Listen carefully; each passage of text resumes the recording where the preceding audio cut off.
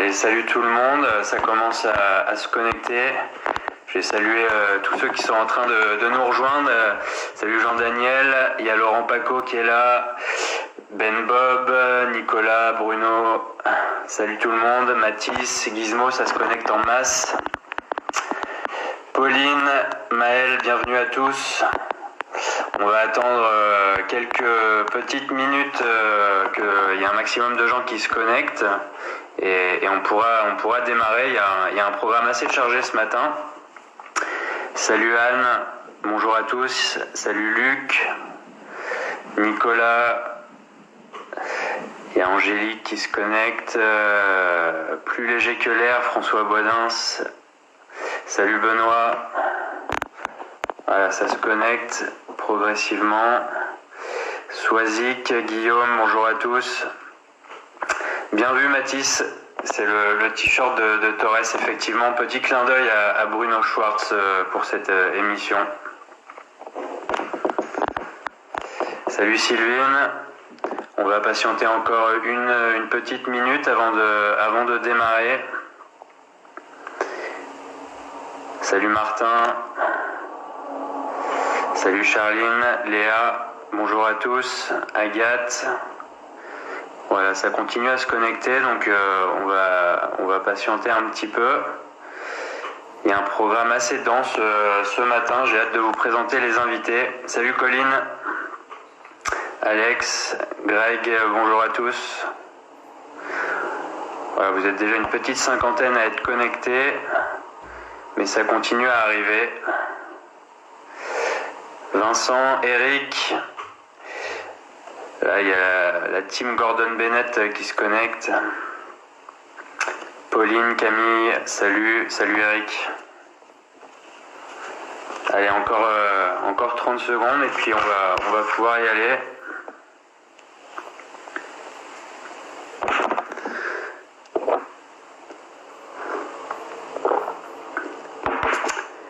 Allez, bonjour à tous, c'est parti. Donc pour ceux qui n'étaient pas là la semaine dernière, je vais vous rappeler vite fait le contexte,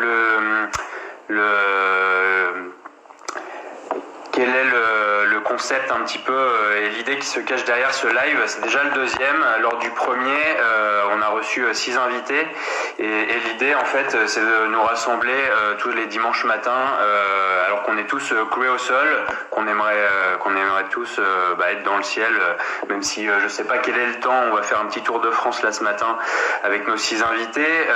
Ici c'est assez gris dans la région parisienne. C'est pas vraiment un temps à faire du ballon, alors que ça continue à se connecter. Salut Romain, salut Nico. Il y a 2 Barcelonais qui nous regardent ce matin. Donc voilà, l'idée c'est de nous rassembler et surtout de donner la parole à un maximum de gens représentatifs du monde de l'aérostation, des hommes, des femmes, des jeunes, des moins jeunes, du ballon air chaud, du ballon à gaz, voilà, un peu partout en France, des professionnels comme des pilotes de loisirs, des pilotes fiesta, des pilotes de compétition. Donc voilà, j'ai un programme assez chargé à vous présenter ce matin. Il y aura 6 invités. On va d'abord aller dans l'Ain, rendre visite à Alex Béja, qui a un programme, une saison 2020 hyper chargée, il nous racontera tout ça. Ensuite, on ira rendre visite à Guillaume Kuntz à Belfort. Donc pour les compétiteurs, vous savez forcément qui c'est. C'est un scoreur de compète. Ensuite, on prendra un peu d'altitude et on ira au nord rendre visite à un pilote francophone, Colin Weber, au Luxembourg, qui nous racontera, dont on prendra des nouvelles.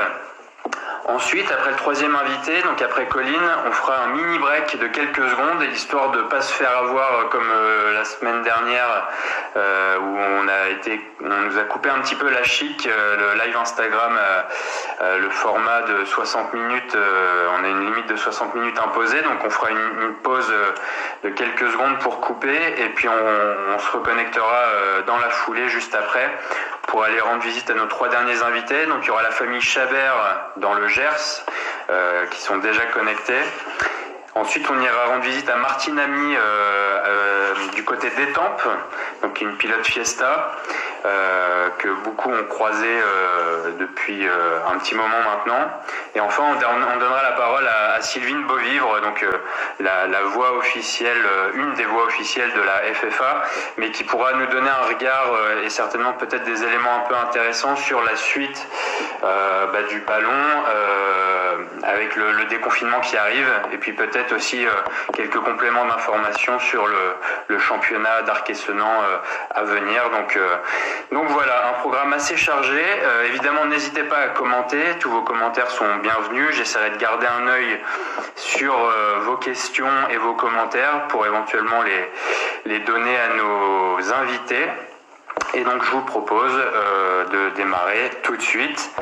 Je vais aller chercher notre ami Alex Béja, Air Petit Prince, qui va nous rejoindre.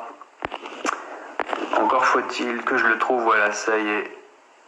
On attend qu'Alex se connecte. Vous êtes déjà plus nombreux à connecter que la semaine dernière, c'est une bonne nouvelle. Salut Alex, tu vas bien? Ça va avec toi? Ouais, la forme? Bah écoute, quelle bonne surprise, je m'attendais pas à ton appel. Écoute, alors pour ceux qui ne t'auraient jamais croisé, qui ne te connaissent pas, est-ce que tu peux commencer par te présenter et comment toi tu as atterri dans le monde du ballon? Tout simplement fils de pilote, donc bercé dans un panier depuis tout petit. Grandi avec ça, et puis depuis 13 ans maintenant, 2007, pilote air show. Pilote professionnel depuis 11 ans, quasiment jour pour jour. Un petit peu de compétition depuis 3 ans. Et puis récemment, on en parlera. Et puis récemment du ballon à gaz depuis un peu plus d'1 an et demi. Ouais. D'accord. Alors tu es où là en ce moment et comment tu vis ton confinement? Tout simplement chez moi, à la maison, bien confiné. J'essaye de bien respecter les règles, me déplacer au minimum. J'ai de la chance, hein, j'ai un grand appartement, j'ai de l'espace extérieur. On va faire un petit... Ouais, montre-nous quelle est ta vue de confinement? Ouais, alors... Donc voilà. Ah bah c'est pas mal du tout. J'aimerais bien pouvoir une vue à 180 degrés comme ça de mon appartement. C'est la savane, voilà, tu vois des lions, des rhinocéros, des girafes. Donc pour préciser, toi t'es à Châtillon-sur-Chalaronne et c'est dans l'Ain, c'est ça? C'est ça, au nord de Lyon. D'accord. Alors comment tu occupes ton confinement? Au début, ça allait, on va dire. Puis c'est vrai que depuis 3 semaines, là, ça commence à être un peu plus dur, envie de bouger. Comme en Lyon en cage, quoi. Mais on s'occupe. Là, je suis dans une phase de déménagement, d'arrêt d'activité, donc j'ai de quoi m'occuper. J'ai 2 ballons à découdre, à dépersonnaliser, donc ça occupe pas mal. Alors d'ailleurs, c'est pour ça que je voulais t'avoir ce matin avec nous. J'ai vu passer que tu avais décidé de faire don de 2 vieilles enveloppes usagées pour du personnel soignant, pour qu'ils puissent faire des surblouses. Tu nous racontes un petit peu ça? Ouais, donc c'est à Lons-le-Saunier que l'initiative a été prise par Philippe Thévenot, qui avait déjà donné lui une enveloppe. Il y a eu du coup vachement de demandes, ils étaient vraiment en manque de matériel là-bas. Il a fait marcher le réseau CNPPA. Il a envoyé un mail à tout le monde. On n'est pas très loin, donc moi j'avais 2 vieux ballons publicitaires qui étaient dans le garage. Le CNPPA, on rappelle, c'est le syndicat des pilotes professionnels de ballon. Voilà, c'est ça. Donc il a fait marcher le réseau. Moi je lui ai répondu dans la foulée. J'ai d'abord demandé aux propriétaires des ballons s'ils étaient d'accord. Ça allait être soit pour eux, ils étaient d'accord. Donc le soir même, il est venu chercher les ballons. Et puis le lendemain sur le lendemain, il commençait la découpe. Ouais. Donc voilà, l'initiative est prise par eux et c'est gratifiant de voir partir ces ballons. On a toujours du mal à les mettre à la poubelle. Là, c'est avec plaisir qu'on les donne et puis ça leur fait une belle fin de vie. Ouais.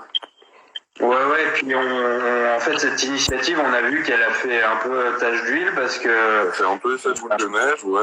Il y a eu un petit reportage sur M6 qui est passé, du coup, avec les 3 ballons qui ont été récupérés. Et puis, voilà, ça fait boule de neige, donc tant mieux, l'initiative a été refaite et c'est top, ouais, il y en a besoin, Ouais, on a vu qu'il y a d'autres pilotes un peu partout en France qui avaient fait don de vieilles enveloppes pour en faire des surblouses, donc... c'est une belle nouvelle de voir que le monde du ballon est solidaire du monde hospitalier et des personnels soignants. Justement, là, puisqu'on parle du Covid-19, toi, dans ta région, quel est l'impact de la crise au niveau alors que ce soit des pilotes professionnels, des meetings qui devaient avoir lieu, et est-ce qu'il y a beaucoup de pilotes, toi, dans ton coin, et puis quel est leur morale, dans quel état d'esprit ils sont?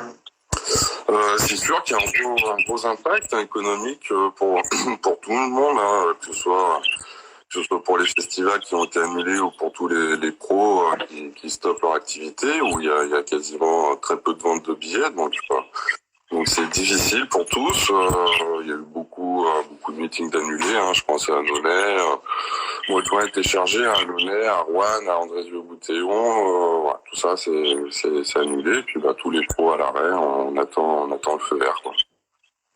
Ok.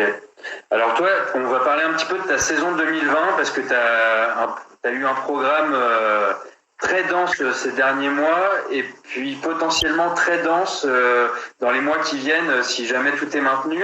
Donc si on commence l'année 2020, tu t'es d'abord rendu au Moyen-Orient, tu as fait un meeting en Arabie Saoudite et puis ensuite tu as enchaîné avec un record de France. Alors raconte-nous ces 2 événements. Donc en Arabie Saoudite, une belle expédition, un site à survoler qui est vraiment extraordinaire, on prend vraiment plein les yeux. Un vrai régal, donc 15 jours là-bas avec une bonne bande de copains, français, belges, suisses, on s'est bien marré. Et qui organisait ça? Cette année, c'était des Hollandais qui organisaient ça. Donc les vols étaient super, l'organisation c'est encore autre chose, mon ballon il est encore là-bas. Donc j'espère le voir revenir quand même un jour. Mais c'était un site classé UNESCO où il y a plein de tombes qui sont taillées dans la pierre, fait par un peuple identique à ceux qui ont creusé la tombe de Pétra en Jordanie par exemple. Donc on a de la chance d'avoir pu faire ça.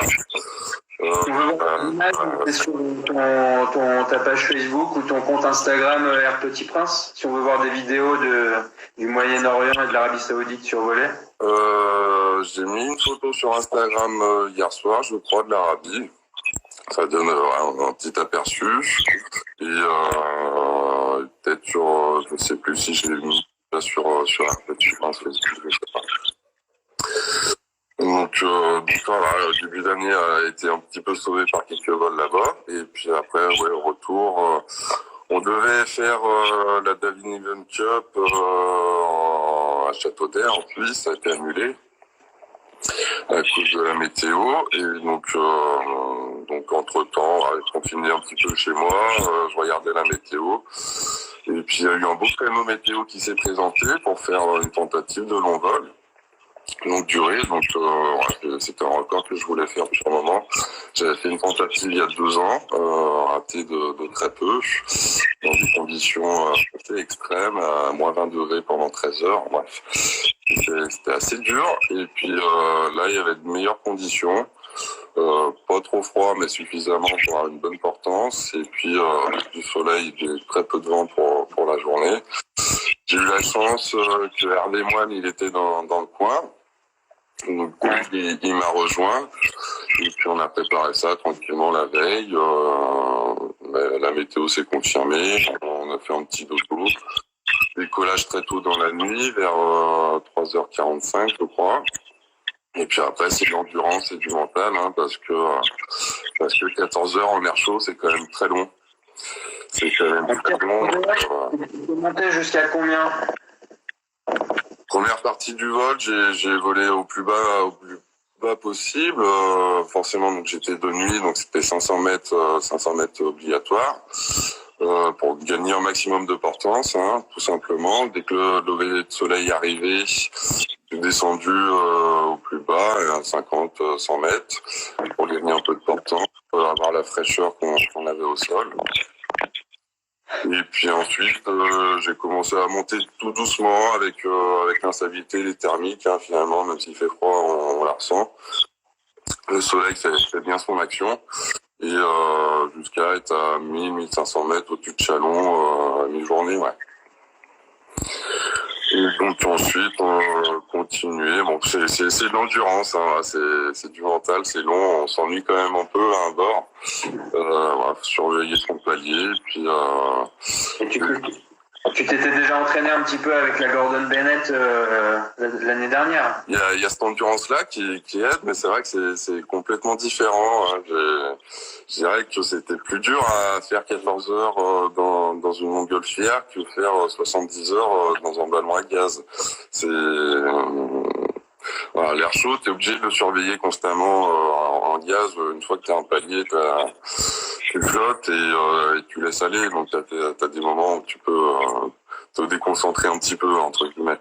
Là, c'est 14 heures de concentration non-stop et voilà, c'est vrai.